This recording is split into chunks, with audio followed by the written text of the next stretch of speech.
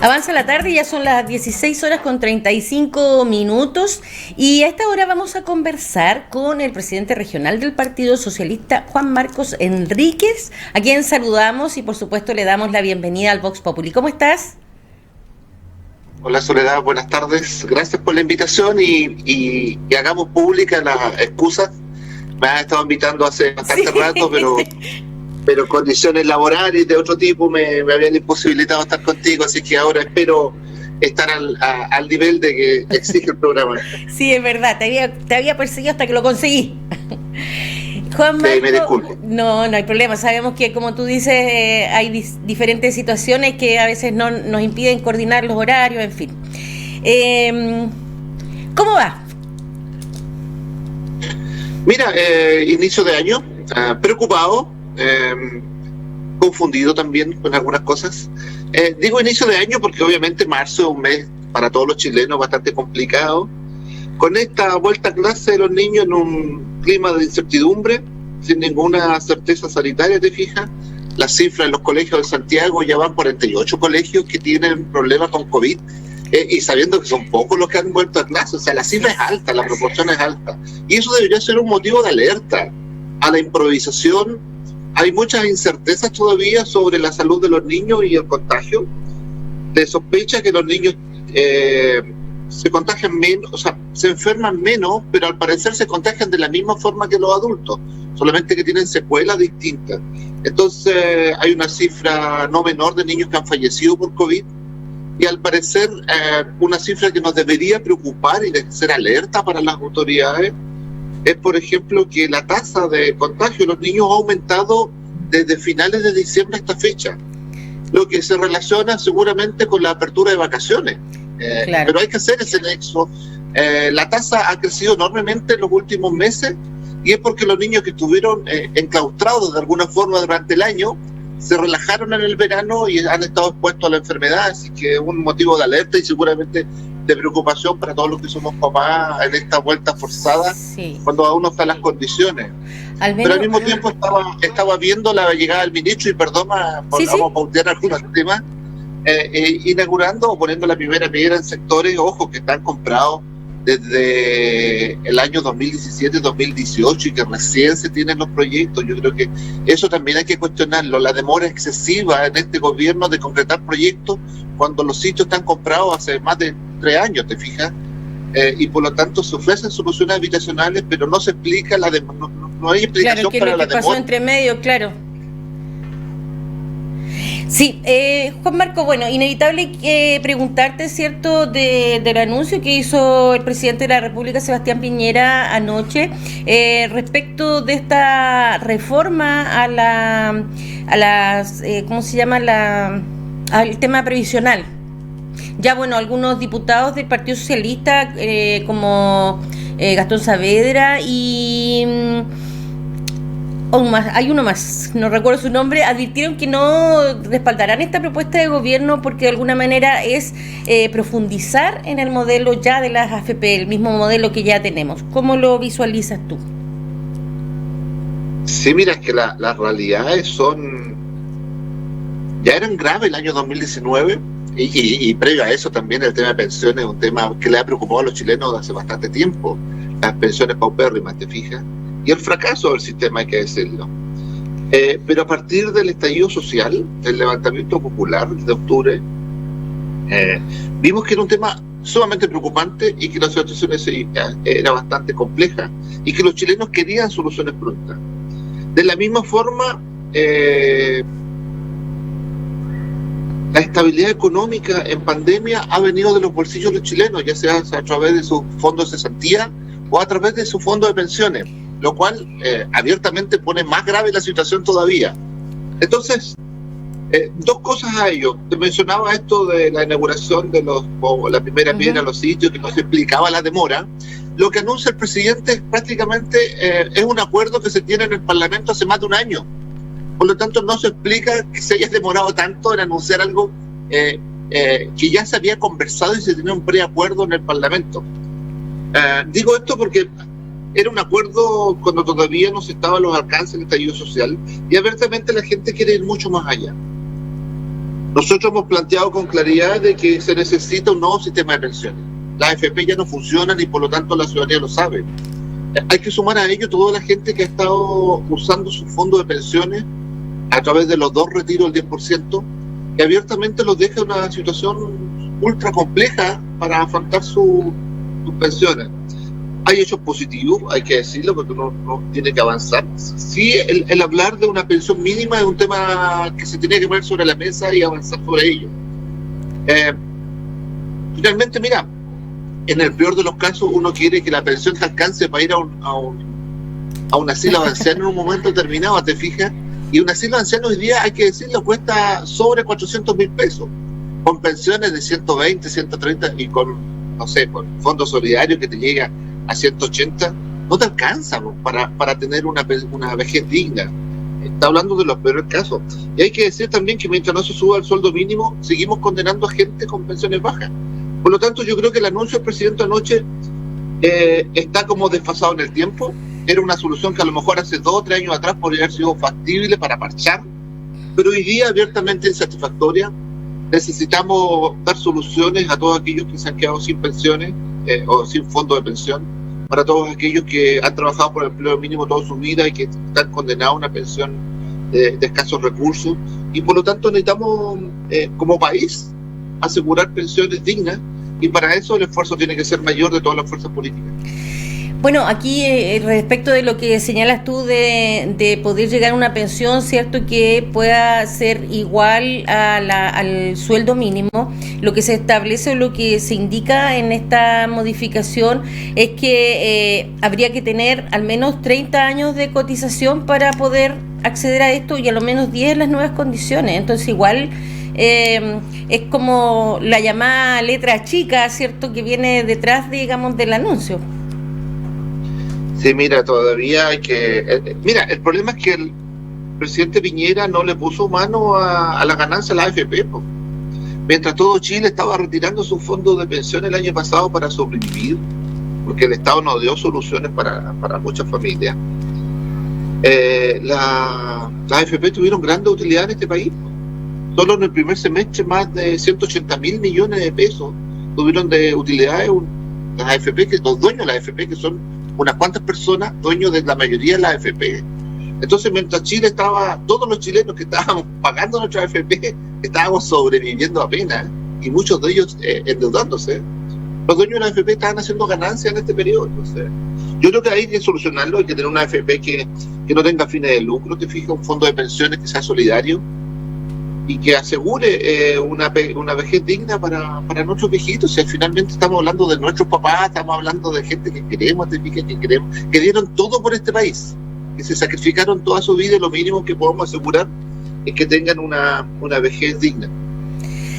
Ahora bien, respecto justamente de lo que tú planteas en relación al retiro del 10%, en los fondos de cesantía, y de alguna manera el discurso del gobierno es que en definitiva en este momento ya se ha ido de alguna manera activando el sistema, y que por lo tanto también las condiciones, digamos, de la gente no debieran ser con tanta premura como fue en algún momento.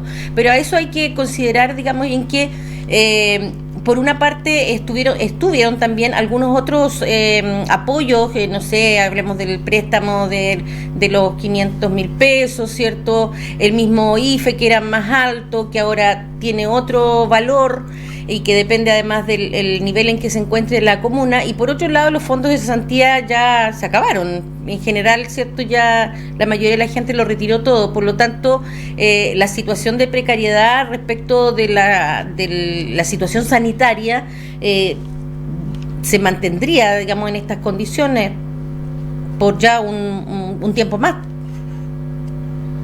Sí, mira, la verdad es que si bien ha habido una reactivación de la economía y se han generado nuevos puestos de trabajo, hay que decirlo que la cesantía es alta todavía en el país, altísima.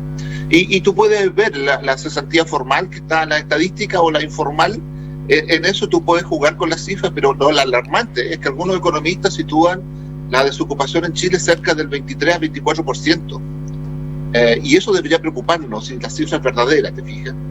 De la misma forma, mucha gente ha tenido precarización. se han endeudado. Las deudas, hay que decirlo, nunca se condonaron, o sea, se fueron aplazando y en algún momento hay que pagarlas. El crédito, por ejemplo, que se hizo para la microempresa, se empezó a pagar a partir de enero, a pesar de que se estuvo pidiendo mucho tiempo que se aplazara, hay obligado a pagarlo, te fijas. Y así, en vez de dar certeza y tranquilidad económica a las familias para aguantar esto, y que se sospecha que en el segundo semestre podríamos estar en una situación mucho más estable como para recuperar empleo y proyectar tu vida y empezar a pagar tus deudas, el Estado no ha salido con la ayuda apropiada. Recordemos algunas cosas, porque tú mencionaste alguna de ellas. Cuando se inauguró o se discutió en el Parlamento esto de salir en ayuda, el Estado aportaba fondos que no sobrepasaban los 60.000 pesos. Y tuvimos que aprobar eso a pesar de que no estábamos de acuerdo, pero era lo único que ofrecía el Estado. Fue la crisis profunda y la posición firme de la oposición que logró llevar ese fondo a algo que realmente sea útil para las familias, te fijas, que realmente sea una solución. Pero pese a eso, la gran crisis se ha pagado hoy día. La comparación es casi 1-4, es decir, el Estado ha puesto 1 y las familias han puesto 4 en términos de recursos, y que han venido, como tú dijiste, de un fondo de cesantía que se acabó cerca de octubre, noviembre, ya la última gente cobró las últimas cotas, que ha venido del fondo de la AFP, lo que nos genera otro problema, que la gente, lamentablemente, no sé, las cifras son dispares. Pamela Giles dice que es cerca de 1.200.000 apenas de personas, sin embargo las cifras apuntan que son casi 2,5 millones, hasta podrían ser 4 millones de personas que se quedaron sin fondos de AFP, y que son la gente de menos recursos, ¿te fijas?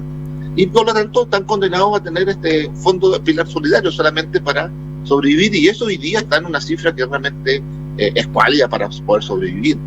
Entonces, la situación de precariedad de las clases más pobres de Chile es preocupante, y por lo tanto nosotros esperamos que para un mes crítico, que siempre lo ha sido, que en marzo, el Estado saliera con mayor fuerza a tomar decisiones de inversión. Por ejemplo, y lo ha planteado nuestra candidata presidencial Paula Narváez, el precio del cobre está casi 3 veces más de lo que se proyecta en el presupuesto de la República. Es decir, tenemos exceso de ganancias proyectadas desde fin del año 2020, y gran parte del año 2021 nos vamos a mantener en la misma forma. Hubiese sido recomendable que esos fondos abiertamente se dedicaran exclusivamente a apoyo social en esta crisis. Pero esa voluntad no existe, te fijas, de eso no se habla nada, no se dice nada. Chile no se ha endeudado ni un peso, ni uno solo, en esta crisis solidaria, y lo que hemos hecho es dar vuelta al presupuesto, desfinanciando algunas otras actividades que eran prioritarias para pasarlas para acá, para el apoyo al COVID. Pero Chile no ha hecho fondos por ejemplo, el fondo de las Fuerzas Armadas, que tiene un fondo especial que se podría utilizar, y en fin, y otro tipo. No hemos sacado los ahorros que tenemos en el extranjero.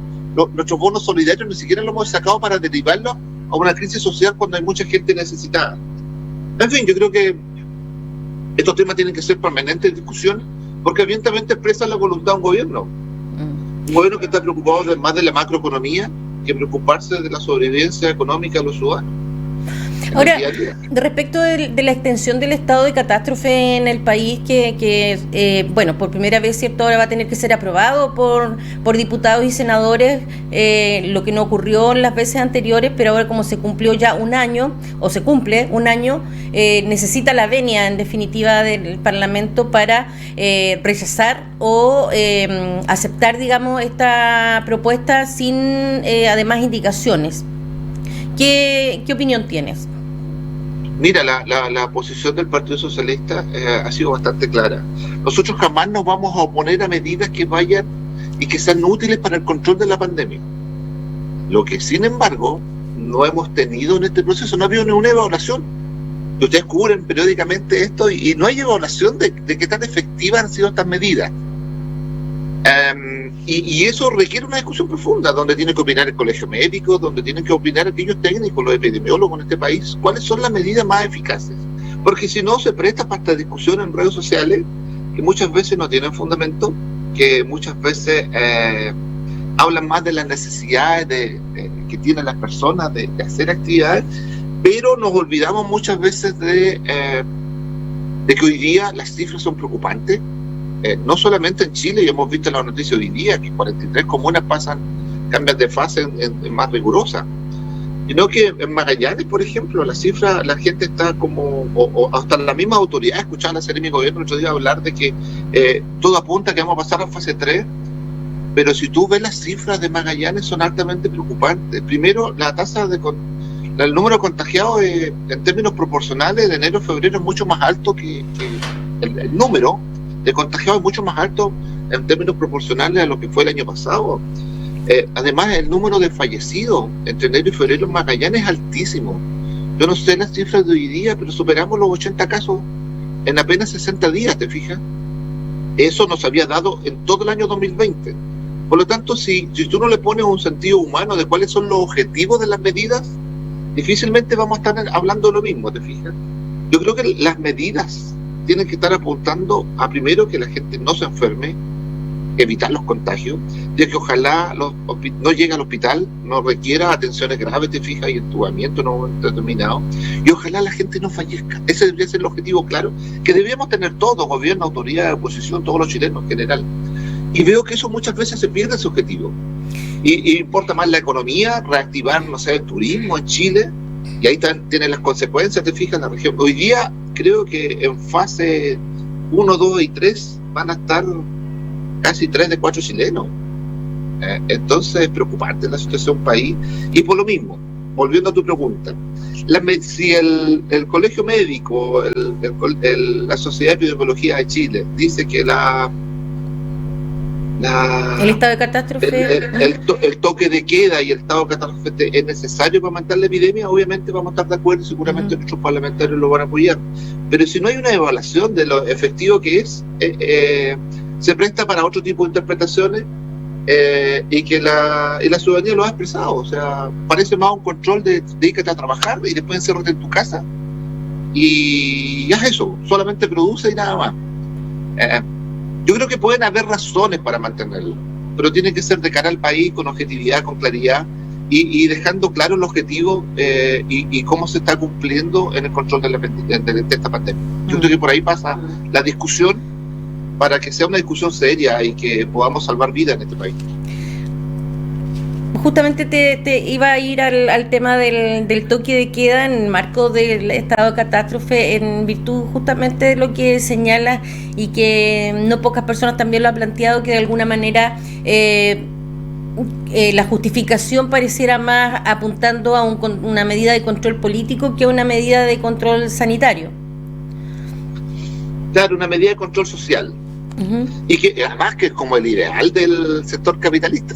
Era como antes te tenían en condiciones de la explotadora, por ejemplo, que te colocaban la pulpería, y a ti no te pagaban en plata y te pagaban una ficha que la retiraban en el lugar y te llamaste por la barraca donde dormir. Por lo tanto te controlaban todo el día. Pero en eso hay que ser más claro. Estamos en un estado crítico de la pandemia todavía. Crítico de la pandemia. Donde las pocas herramientas que tú tienes precisamente tienen que apuntar a reducir el desplazamiento a las personas. En eso sería entendible tener un estado de catástrofe que pudiera hacer ese control, y sería entendible tener un toque de queda que evitara precisamente la circulación. Pero insisto, no hemos tenido una evaluación sanitaria de ello, y es indispensable hacerla. Yo en diciembre, por ejemplo, apuntaba, y lo hicimos como Partido Socialista en un momento determinado varias veces, apuntaba a que tuviéramos cuidado con cuestionar la cuarentena, porque era la única herramienta de control sanitario que teníamos, la única efectiva que hemos tenido. Y por lo tanto no era que no quisiéramos pasar a fase 2, estábamos todos deseosos de ello. De hecho, el Partido Socialista lo puso como requisito para poder tener una primaria donde escogimos el candidato a alcalde. Y si no, no íbamos a participar, porque el objetivo primero es que los chilenos tengan buena salud, ¿te fijas? Y que no se mueran producto de esta pandemia. Y no nos vamos a perder nunca de ese objetivo. Por la misma razón, nuestro presidente nacional ha planteado exactamente lo mismo ahora. Vamos a estar disponibles para apoyar estas medidas siempre y cuando tengan una evaluación objetiva por parte del respaldo técnico que corresponde, y para nosotros eso es el Colegio Médico hoy día y la Sociedad de Epidemiología de Chile. Ahora, en relación a nombraba justamente a Paula Narváez hace un momento, la precandidata a la presidencia de la República, en este caso del Partido Socialista, Y hay sectores, incluso al interior del partido, que han manifestado la importancia que tiene que a la candidata, ¿cierto?, se le asocie cercanamente a Bachelet. Hay contrarios a aquello y otros que dicen que tiene que haber un equilibrio. ¿Cuál es tu opinión respecto de aquello? Y además pensando en lo que recientemente planteó Narváez en una entrevista televisiva en cuanto a la necesidad de saldar, dice, enormes deudas que hay en materia de dignidad de las personas. Y pensando que Bachelet, cierto, fue presidenta de la República en 2 periodos y ella habla de deudas. Entonces, ¿cómo sientes tú ahí que debiera ser esta conexión y cercanía respecto de su campaña para poder efectivamente llegar a buen fin en este proceso? Sí, mira, yo creo que lo que se refiere al mundo socialista frente a ello es que durante el gobierno de la presidenta Bachelet obviamente pusimos énfasis en las desigualdades del país e intentamos de alguna forma en un bloque de gobierno plantear en políticas públicas ese ideario, ¿te fijas? Por ello tuvimos un plan de zonas extremas, por ejemplo en Magallanes. A propósito, los terrenos donde se pusieron la primera piedra fueron comprados a través del plan de zonas extremas. Y apuntaba a algo fundamental, tratar de llegar con bienestar lo antes posible a la ciudadanía de Chile, manifestando que abiertamente hay injusticias y hay desigualdad. En eso, obviamente, la presidenta Bachelet tuvo la virtud de poner esos temas sobre la mesa, el tema de la salud, por algo tenemos hospitales nuevos en la región, puso el tema de la educación gratis, y a pesar de toda la resistencia, son temas que hoy día le están haciendo que muchas familias puedan acceder a la educación superior. Y por lo tanto esa desigualdad hay que seguir avanzando. En esa línea Pablo Narváez ha planteado precisamente el tema de continuar en estas reformas que vayan en búsqueda de un mejor Chile, un Chile más justo, un Chile donde los ciudadanos puedan proyectar su desarrollo para ellos y su familia. Yo creo que en ese sentido obviamente que vamos a emular parte de las políticas públicas que desarrollaron el gobierno de la presidenta, pero a partir también de lo que ha sido nuestro aprendizaje en los últimos años. Abiertamente Chile se cansó también de esa política gradual y espera cambios más profundos. Entre ellos, por ejemplo, hablábamos con amigos de Convergencia Social esta semana, hay que avanzar abiertamente en darle soluciones al tema de las pensiones y no podemos dejar pasar otro gobierno para ello. Y para eso tenemos que tener un gran pacto social en toda la oposición para afrontar ese tema y darle soluciones lo más pronto posible. Entonces, es un próximo gobierno va a estar marcado no solamente poner énfasis en las desigualdades, sino para buscar las soluciones y transformarlas en políticas públicas lo antes posible. Y en eso va a ir más allá de lo que planteamos en el gobierno de la presidenta Bachelet y tiene que ir mucho más allá. Entonces, se puede tener como referente, pero el país exige mucho más transparencia, exige mucho más participación. Y por lo tanto, en eso las fuerzas sociales organizadas van a ser seguramente parte importante en la toma de decisiones en el gobierno que venga, sea quien sea quien lo conduzca. Bien, Juan Marco, muchas gracias por acompañarnos esta tarde y como tú decías, de que después de tantos intentos lo logramos. Así que muchas gracias por eso y que tengas una excelente jornada, una buena tarde, una buena semana. Por poner énfasis en la pandemia, finalmente la gente llamado a cuidarse, el número de contagiados diarios en los últimos 2 meses es más alto que en términos proporcionales a los otros meses del año. La tasa de mortalidad en Chile, el número de muertos por día en Chile, en Punta Arenas pasó a ser mayor que todo el año 2020, entonces tengamos cuidado.